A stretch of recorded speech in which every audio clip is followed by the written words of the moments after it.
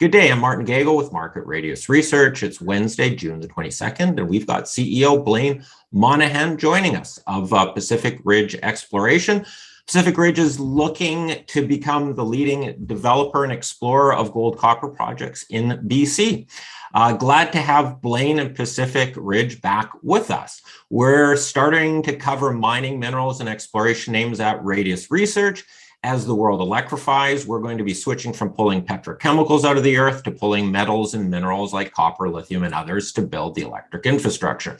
And Pacific Ridge has some very prospective copper projects in northern BC. Blaine has an excellent track record and solid experience in the sector, along with the strong ability to raise capital. For example, raising the $7.4 million earlier this year to fund the company's exploration and development. I did participate in that most recent financing.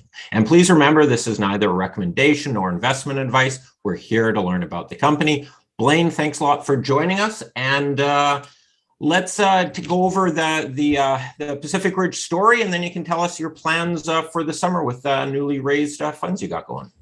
Sure. Hi, Martin. Thanks.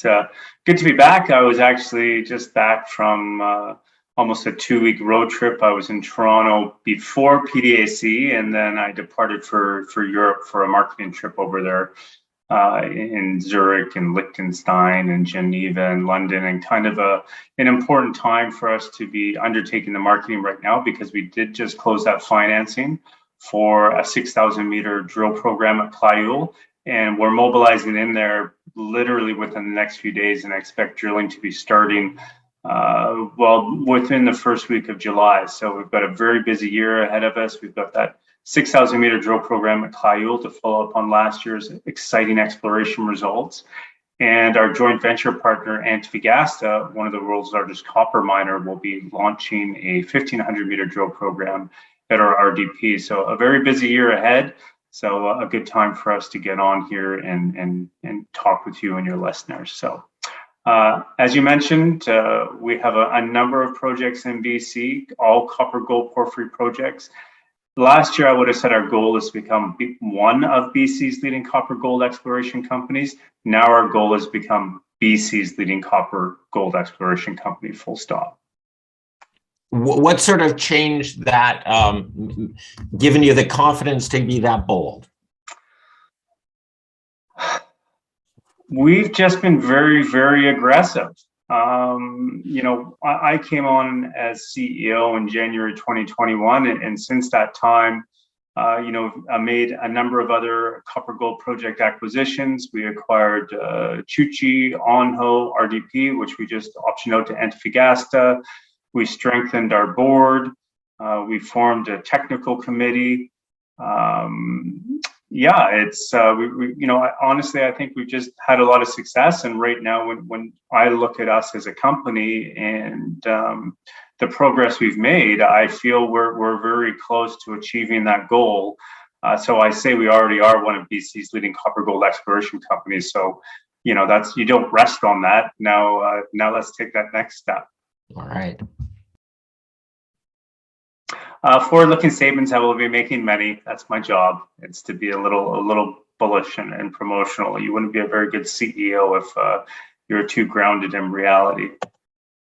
Why Pacific Ridge? We talked about that a little bit. I mean, our goal is to become BC's leading copper gold exploration company. A very strong management team, board, technical committee, and our focus is the Kliyul copper gold project. And a little history for us, we do have a number of gold projects still in the Yukon, but we pivoted to copper gold projects in January 2020 with the acquisition of Kliyul and Redton from Centerra. That represented a pivot for us from early stage gold projects in the Yukon to more advanced stage copper gold porphyry projects in BC. And in hindsight, that was a fantastic move when we made that acquisition for Kliyul and Redton. Copper was trading just slightly north of $2 a pound. And really, there wasn't much interest in these sort of projects in BC. But with the electrification of society and increased political, social, environmental risk in South America, we're seeing a lot more interest. We're starting to see, the acquisitions, joint ventures, strategic investments. And I think we're going to continue to see a lot more of that. hence my desire to create a very robust portfolio of copper gold projects. Simply, it would give a senior gold or copper mining company that's looking for exposure to BC a ready-made solution.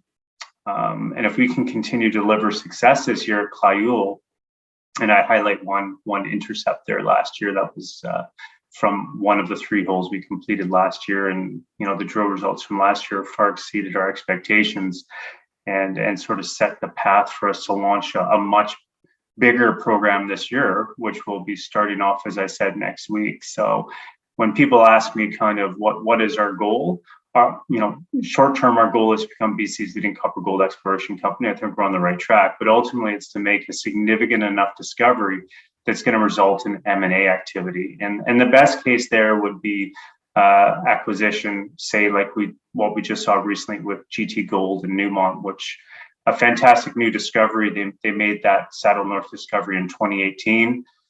They spent $37 million outlining a resource. They published a resource in 2020, and they were acquired in 2021 for $450 million.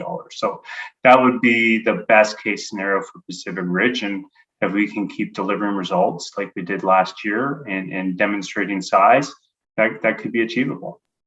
I don't want to get too speculative on buyouts and so forth, but would you see it, and this is kind of silly what I'm saying, like sort of buying out the whole company, or as each project, like you being more of an incubator, you do a good project and kind of spin that off or sell off one project, and then Pacific Ridge stays as a exploration development entity?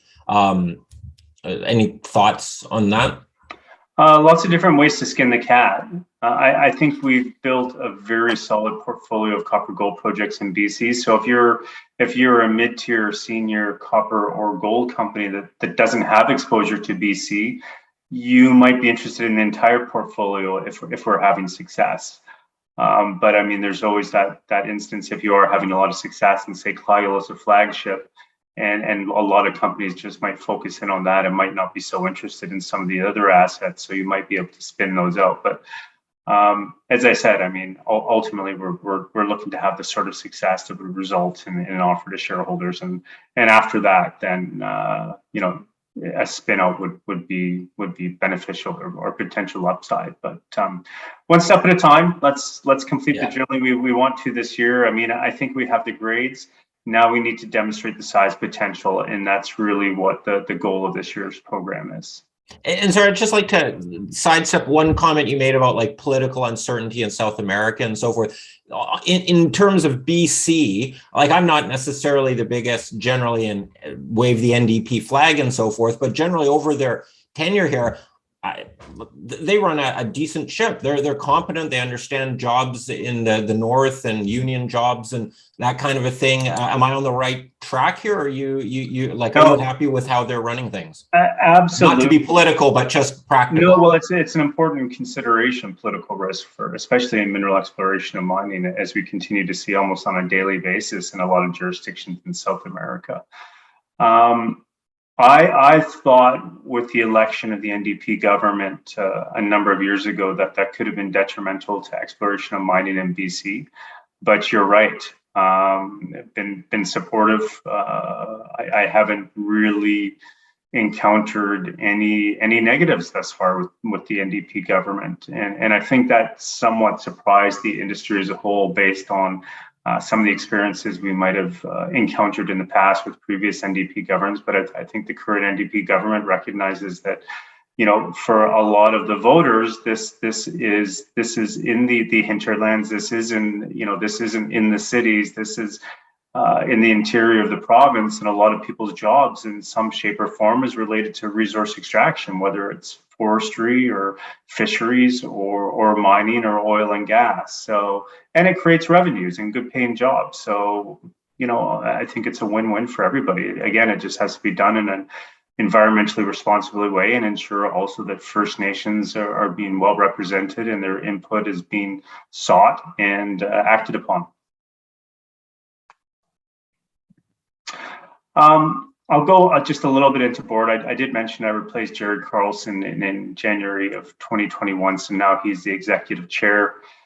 We strengthened the board. We added Gary Baschuk, who's well known in the mining industry, and Gordon Putnam, who is very strong technically and also has a track record of working with buy-side funds in the States. And when we brought him onto the board, he was looking to form a technical committee.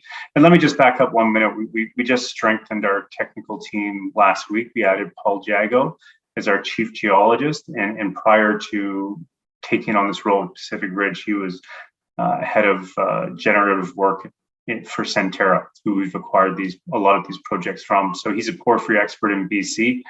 And I think that really rounds out our technical team. So I feel very confident with the bench strength that we have, and know that when an exploration program is developed, I just need to get out there and get the resources for them to execute. And with that in mind, that also leads into the technical committee. So this is comprised largely of third-party individuals. The management team comes up with the exploration plan, and it's presented to the technical committee, and it's comprised of people that are experts in their respective fields, whether geophysics or BC porphyries, etc. And again, it's great to have another set of eyes to review the work or plans that you're doing. Again, so when the plans emerge at the other end, you have a high degree of confidence that this is the best possible plan. Well, you've got a lot of experience, Blaine, in the industry. You're not actually a technical, you're not a PN or a geologist or anything like that, are you? No. You look at it more of the business risk and associated things. Yeah, no, I got my start in 2001 with a company called Wheaton River Minerals. And essentially, this was a shell that Frank Juster acquired at the bottom of the previous bear market. And Wheaton River Minerals ultimately became what was Goldcorp. Was recently acquired by Newmont. So I have over 20 years experience starting out in the investor relations side and progressing to more senior roles like corporate development and now obviously a CEO. So I've been lucky to work with a lot of good people and a lot of good projects, and I've had quite a bit of success. I think right now I've worked for about 13 companies, 5 of which have been subject to M&A and a number of which have been named to the TSX Venture 50. So I think I have a pretty good idea of what works and what success looks like, and that's why I jumped at the chance with Pacific Ridge. I felt it was a great team with the right projects at the right time, and since I came on, I think we're seeing that reflected in the marketplace. We're a 5-cent stock at a 1.5 million market cap when I came on, and today we're trading, kind of in the mid 30s. We've been as high as 58, and our market cap today is about 25 million. So. And again, that's a reflection of the right projects, exploration success, and the right team. So we've come a long way, but we've got a lot further to go. Just a little bit on the share structure. We just closed at 7.4 million financing. So right now about 80.7 million shares. Pretty good shareholder base. About 31% is owned by funds and institutions. It could be a little bit higher. And I think we will see that increase. I think Pacific Ridge is transitioning from sort of a retail story to a fund and institutional story. Right now, our 2 biggest shareholders are Delphi, a German fund with about 13%, and Crescat out of the US that on a partially diluted basis owns 19.9%. And there's a few other smaller funds in Canada and Europe that own the shares. So I think we are transitioning. Our last financing was a broker deal with M Partners and Red Cloud. One of the reasons I did that, obviously, I'm hoping that we can get sell-side institutional support and some sell-side analyst coverage. And if we get that and continue to deliver success, I suspect that we'll see stronger and stronger fund and institutional ownership moving forward. As I mentioned, you can see our BC projects are all copper gold porphyry projects. You can see our legacy projects in the Yukon. Fire Lake is already farmed out to a private British company called BMC. They have a final $850,000 payment to make this year, which I expect. So that will come off the board. Then we have Mariposa, Eureka, and Gold Cap. Mariposa is a project of merit. It was a focus for Pacific Ridge in 2010, 2012. Approximately $7 million was spent. It was a new discovery. We're not focused on these gold projects. We're not getting any value for them. So I think it would make sense to spin them out at some point in time into a new co. with the proviso that I think we need to bolt on a stronger gold project, a flagship. I don't think these projects are strong enough to stand on their own. So as far as future project acquisitions go right now, in a more advanced stage gold project would sort of be my focus, so we can bolt on these other projects and spin them out. With respect to other copper gold porphyry projects in BC, I think our plate is pretty full. I don't think we would aggressively pursue any additional assets at the present time, but if good opportunities present themselves and we can be opportunistic, then you might expect to see that. So, and just to clarify with your Yukon projects, you think you may actually acquire something there, and I guess maybe put a bit of money into it to sort of get some information, package it up, and then sell off. A bigger package would be worth more than the smaller package that you got here. Yeah, I think what we'd be looking to do there, I don't think we'd be looking to acquire another Yukon asset because we already have significant Yukon gold exposure. I think you'd be looking for another gold asset in Western North America, whether that's whether Alaska, BC, or Nevada, somewhere in Western North America, and something more advanced stage where you actually don't necessarily need to conduct any more work. The project is already strong enough to stand on its own. Okay, all right. But you would obviously be then leveraging that to raise capital to, complete the spin out and continue to advance that project. Okay. So where we are located in the prolific Quesnel Trough. We're about 350 kilometers as far as the crow flies from northwest of Prince George. Our Kliyul is just about 50 kilometers south of Centerra's Kemess. RDP is about 40 kilometers to the west of Kliyul. So that was one of the reasons we liked RDP when we acquired it last year. Not only had it returned historically some very good intercepts, but its close proximity to Kliyul meant that we could advance both simultaneously. And that's exactly what's going to happen this year. So when we start this process or mobilization into Kliyul, which is starting within the next day, once the camp is set up at Kliyul and once both drill rigs are turning at Kliyul, and we're confident that one drill rig would be able to complete that 6,000 meters at Kliyul, we will then move one of those drill rigs over to RDP. We'll be the operator and we'll be supporting that drill program at RDP from the Kliyul camp. Antofagasta will be funding it. To the south, we have our Redton, Chuchi, and Onjo. I would view these almost as separate business units. So Kliyul and RDP, they're more advanced stage. They're both being drilled this year. Helicopter supported.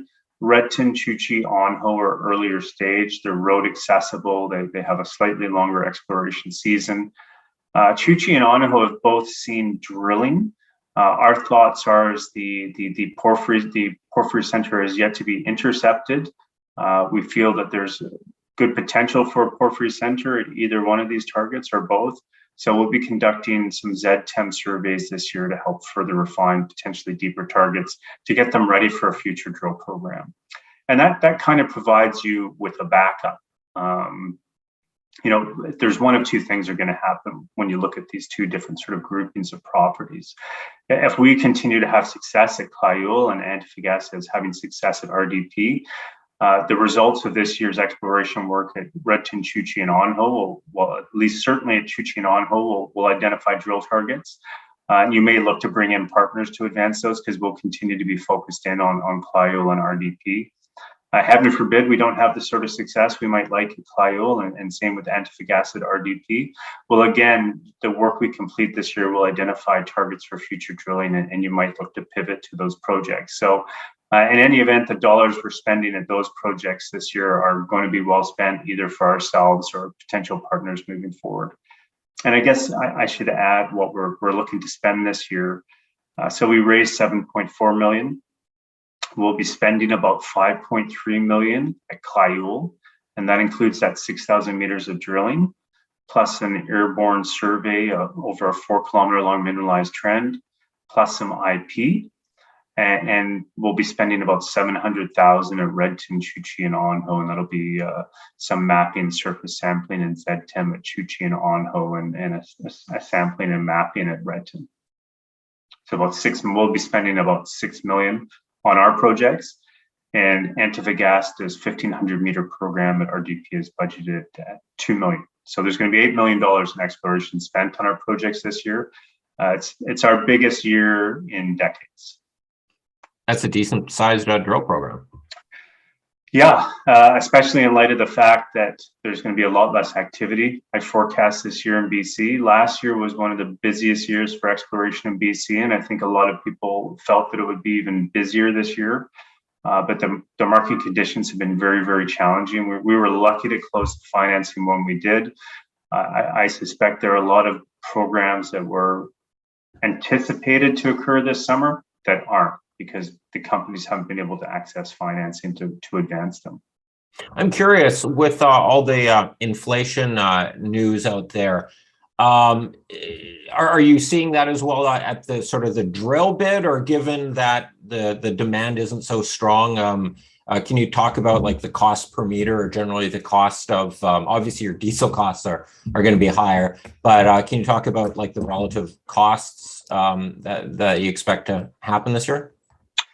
Yeah, it's a high cost drill program, principally because of where it's located. I mean, we're lucky that we are close to infrastructure, but it is still helicopter supported. So when you combine, helicopter support, and even though I'm not expecting as much exploration this year, good drillers and good drill outfits still command a premium, as do good workers. So I think our costs will be a little bit higher than last year, but I think we learned a lot of valuable lessons from last year's program, which should make our drill program much more efficient. So last year, we spent about 1.8 million for a 1,500-meter program, and this year it's going to be, well, let's say it's 5.3, but then if you back out the airborne and the IP, I mean, you're looking at about 4.8, 4.9 for 6,000 meters of drilling. So I suspect that overall our costs will be lower this year due to efficiencies. All right. Speaking of infrastructure, obviously very important. We're pretty lucky here that although somewhat isolated, we're only about 5 kilometers off that main mining road and power that serves Kemess to the north. So what we do right now, we drive up and we stage from Johansson Lake, and then it's a short helicopter ride into the Alpine. It's about 5 kilometers away. Elevation wise, we're at about 1,750 meters in elevation, and that valley floor where the road is about 1,250 meters in elevation. So the exploration season is essentially now till the end of September, beginning October. If we continue to have a lot of success, then I think you'd have to start contemplating and engaging in various cost benefit analysis to determine whether it might make sense to construct a road in there. While it costs, but it would certainly extend your exploration season and get you away from the use of helicopters, which is a big cost and also safety. So stay tuned on that front. But at the present time, helicopter supported. All right. Lots of reasons why we like Kliyul. I think the most important factor, or the thing that really stood out for us, was some of the historical results that have been returned. So Kliyul was first drilled in 1974. It seemed, not a tremendous amount of drill holes by the time we acquired it. So first drilled in 74, I believe 35 drill holes, but only 6 deeper holes that got into the porphyry, and the first one was drilled in 2006.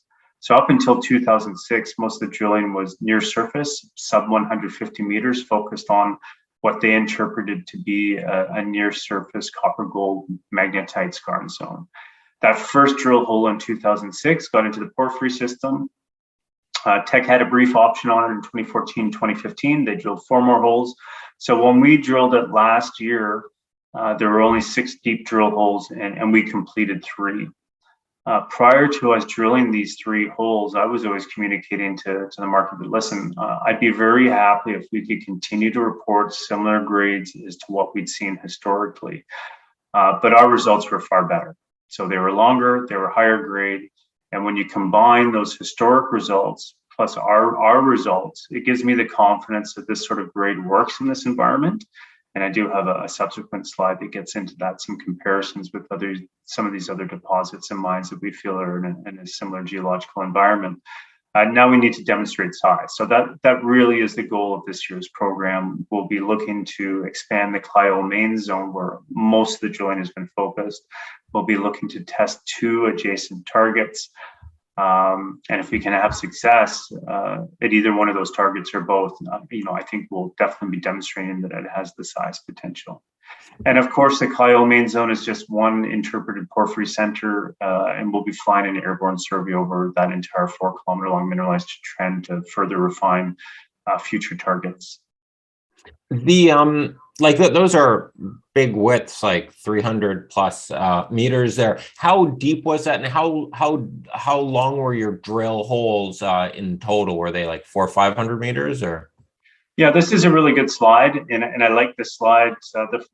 This slide, the following, and the next are probably the best slides for the entire presentation as far as demonstrating what we've returned and how it compares and how we can grow.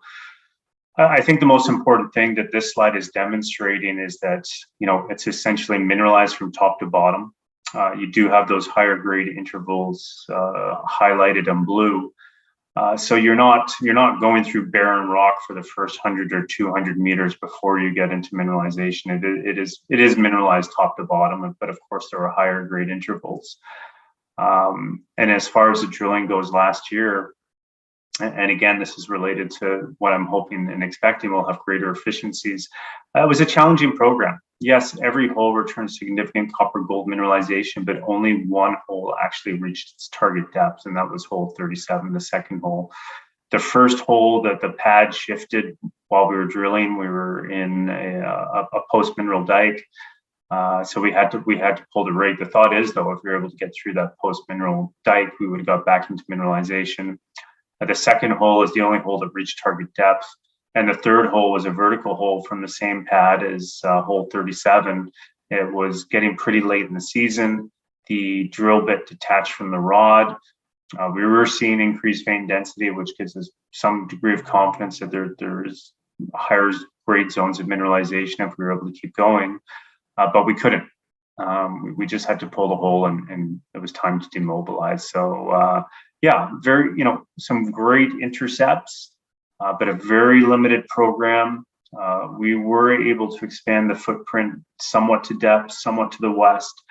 But again, that's the goal of this year's program, is to, with this many more meters now, 4 times the amount of meters, I feel we've got the horsepower, if we have success, to demonstrate that it has that potential. And the Kliyul main zone is open in every direction and at depth.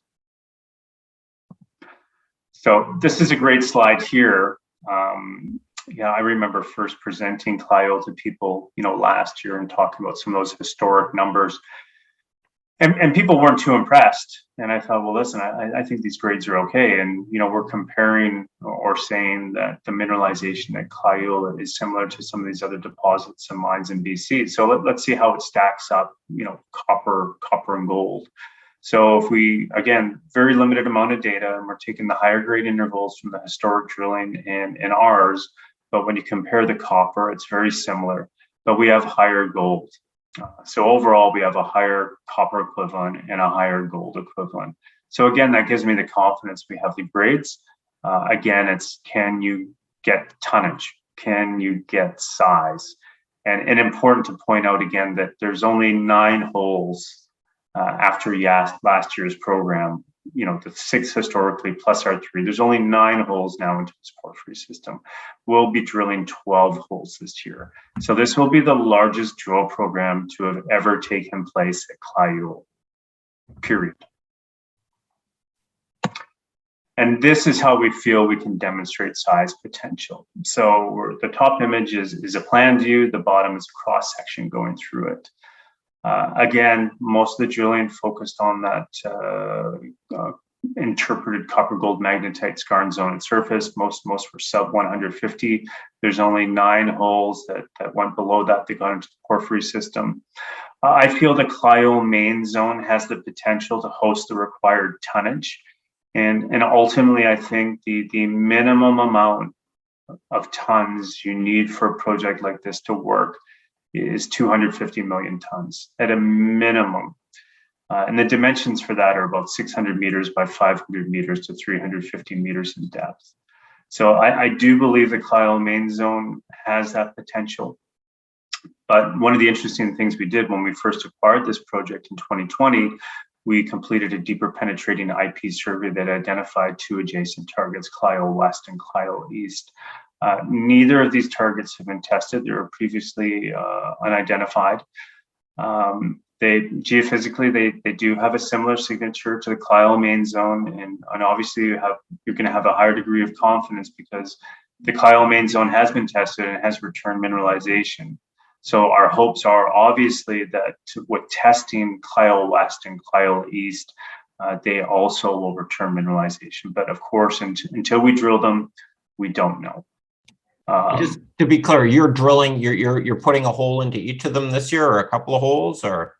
Yeah, so if we're looking at approximately 12 holes in total, let's just say average 500 meters a hole, 12 holes.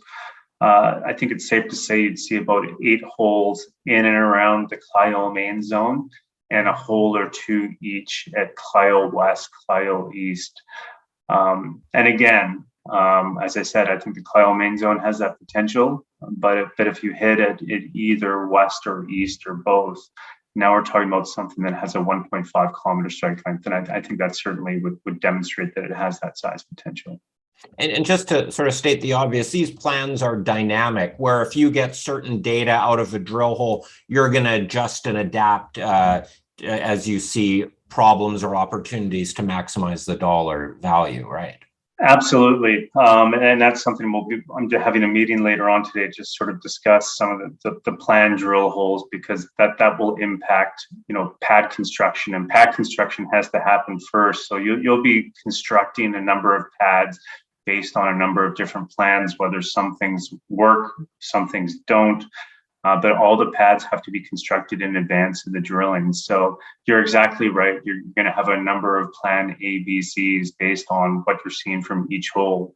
And that is one of the good things about this style of mineralization. You're not going to see the gold mineralization, but you will be able to see copper mineralization, with the chalcopyrite, pyrite, bornite, those sulfide minerals. So you'll have a sense if you are encountering mineralization. And sir, how busy are the assay labs? It'll take several weeks. Like, you can't rely on assay results to direct the drilling. That's going to be too lagging an indicator. But around, like, when do you expect drill results to get published? Have things speeded up? I have to think so, and I think they've sped up because we've slowed down. Again, getting back to the point that I think that we're not going to see as much drilling this year, that there will be fewer exploration programs. And we've got a head start also against a lot of our peers. I think there's a heavier snowfall this year in north central BC. So I think Golden Triangle's probably been delayed by maybe a week or two. I know we were delayed by about a week. So we'll be sort of at the head of the queue almost with respect to drilling. I think the assays have finally got on top of everything, and now that it's probably not going to be as busy, I'm hopeful that the turnaround time this year will be a lot better than last year.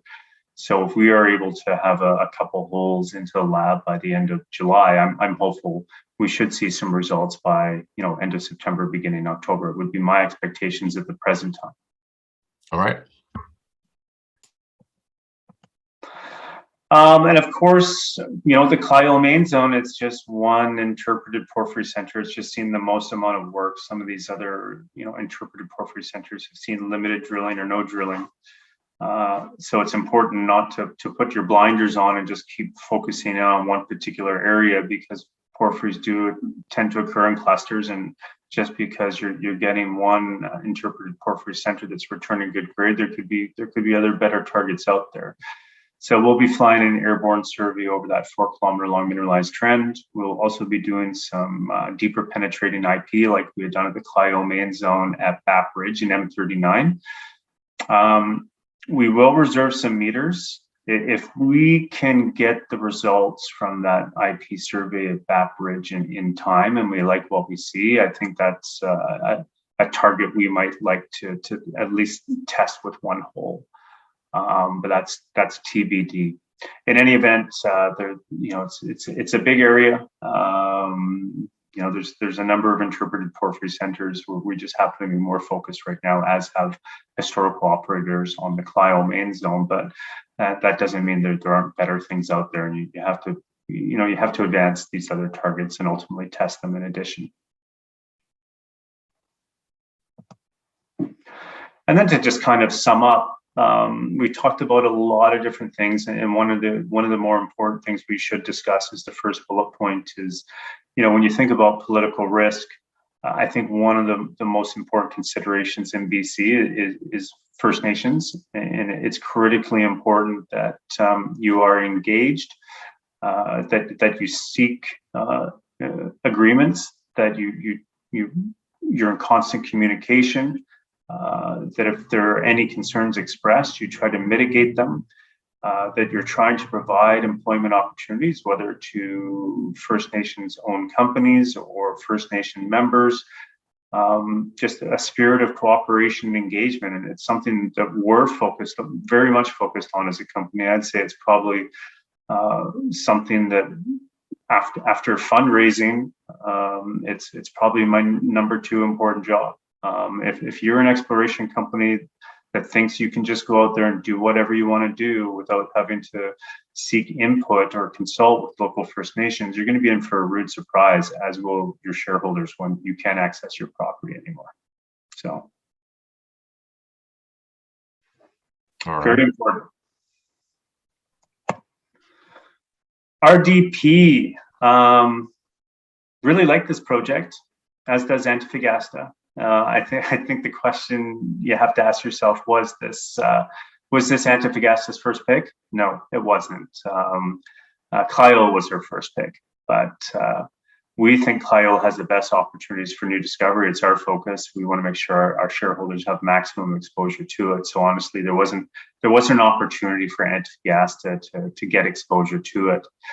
But I think Antofagasta likes our exploration team. They like our portfolio of projects. And again, this feeds back to one of those original bullet points, where we're just seeing a lot more interest in BC, whether gold companies or copper companies, because of the increased demand for copper because of the electrification of society and that increased political risk in South America. So there's a lot more interest in these projects than there has been in decades.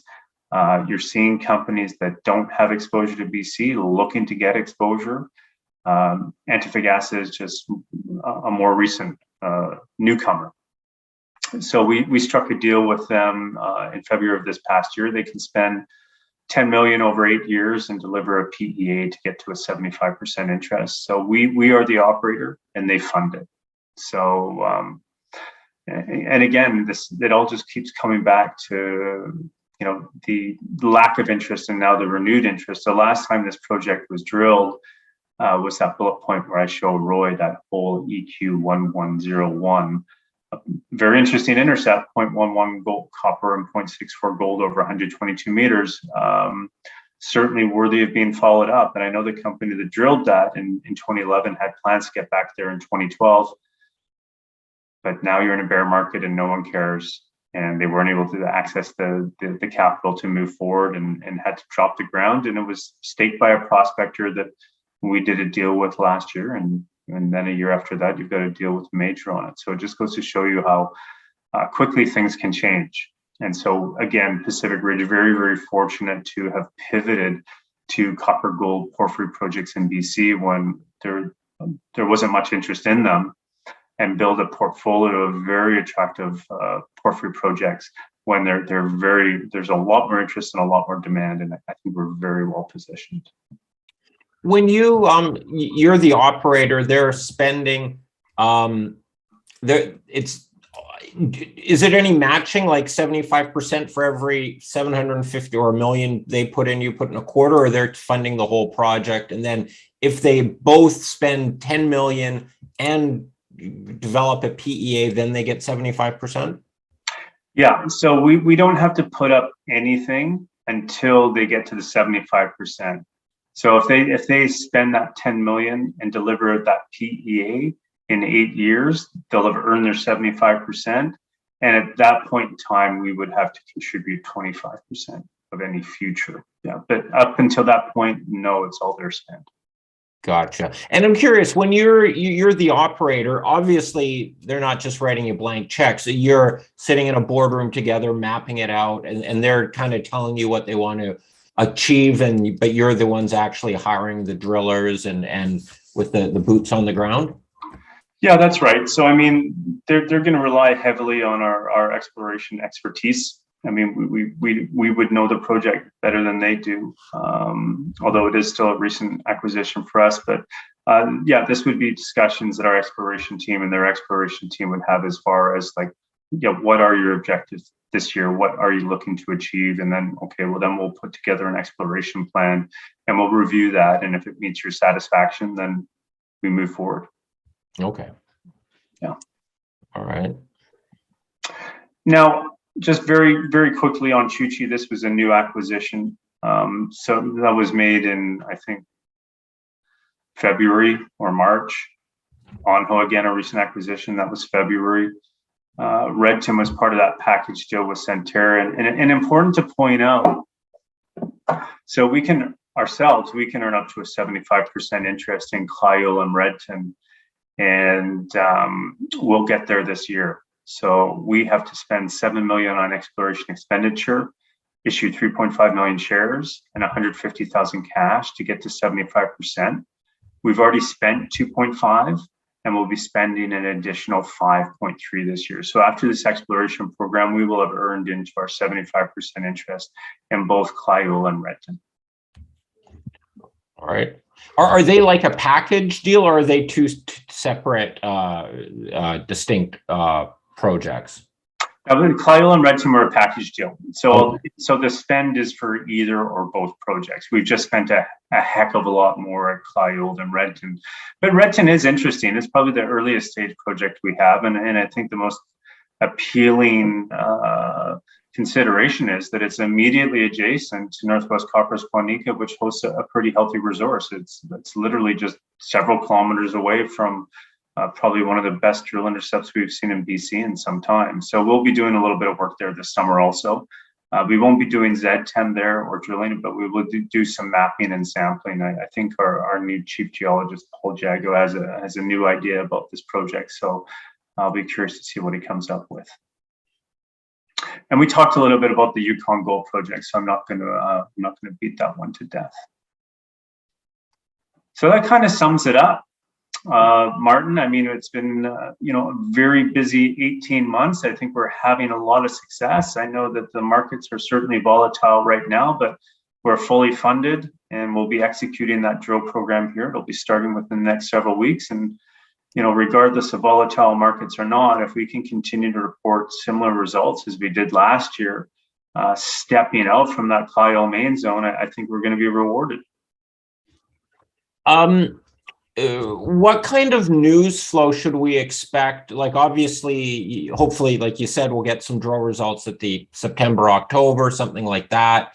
But ahead of like through the summer, I guess once you first start drilling, we'll get a news release on that today, or like you're mobilizing right now. Any other kind of new data points to be watching out for over the summer? Yeah, obviously the most material one would be initial drill results, but we'll be issuing news about, mobilizing into camp, the start of drilling at Kliyul, the start of drilling at RDP, the start of regional work at, Redton, Onjo, Chuchi.